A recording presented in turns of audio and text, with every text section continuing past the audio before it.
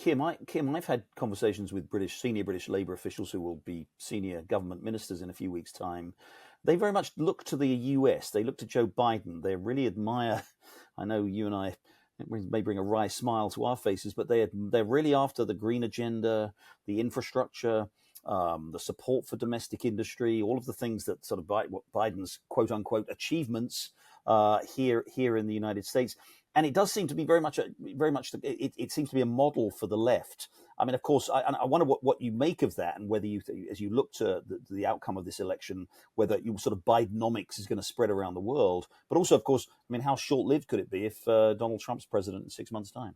Yeah, I mean, I don't know how you could look at that as a model of success. And you can look at Joe Biden's approval ratings in this country, which are largely rooted in the continued high inflation that we've seen from blowout spending, from the piling on of a regulatory agenda that has made things even harder for corporations and business, including small business owners, and also the threat that's now hanging over the U.S. That we will see a return to some of those very high corporate tax rates that were rolled back as part of the Trump tax cuts.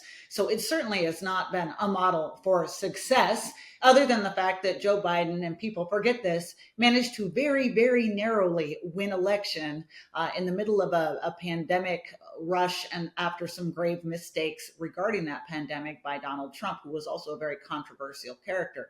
As you note, right now, he looks as though he will re-win the office. And I still think that that is highly likely. And it says something that he can be so controversial and recently convicted in a court of law. That is a comment on the rejection of Biden policies in this country. I think the more interesting thing in my mind is, as Tories look at what is happening, and when they get routed, as Iain says they're going to, what is the reckoning going to be? And similarly, what is going to happen in the Republican Party, whether Trump wins because he's only in for 4 years, or whether he loses. I think both of those parties, and Australia as well, too, there's going to have to be some very hard choices about whether or not they return to some of the Thatcherism that is, and Reaganism that was great economics and good for the economy, or whether or not they further double down on a lot of these policies that make them somewhat indistinguishable from center-left candidates. Greg, I don't imagine Sir Keir Starmer, to give him his full name, Sir Keir Starmer is much of a household name in either in Australia or in much of Asia. Although somebody did once tell me that Sir Keir, apparently, which is because he's got a knighthood in the UK, Sir Keir is a very rude word in Farsi, in Persian. So maybe that will become maybe a diplomatic incident in the course of the next year or two. But as you look at a new Labour government in the UK, and particularly from a foreign policy perspective, Iain's already mentioned the AUKUS deal, which of course was signed by a Conservative government. What do you think Britain under a new Labour government might have to offer, whether it's with regard to Europe, but obviously more importantly in the longer terms in terms of the relationships with Asia? Well, Jerry, Britain has been a pretty good story in Australia and Asia the last few years. I mean, Johnson was an absolutely compelling personality, certainly the funniest, wittiest person I've met inside or outside of politics. And of course, Indians are quite proud of Rishi Sunak. And, when I went to interview him, I played up my Punjabi wife and, he's a very charming guy and all that. So Britain has been quite an interesting story. Also, Asia has not really bought onto the idea of inevitable American decline. They're just seeing that US, British and Australian governments are a complete hopeless mess at the moment, but they profoundly respect American power. And Britain still has a big presence in the psyche of Asia, from Premier League football and all the rest.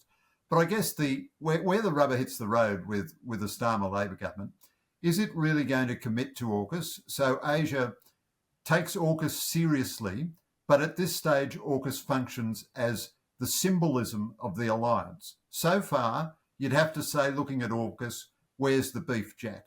Now, are the United States really going to sell Virginia submarines to Australia? That'll mean they take them out of their order of battle. Britain has had a lot of trouble building nuclear submarines, a lot of trouble.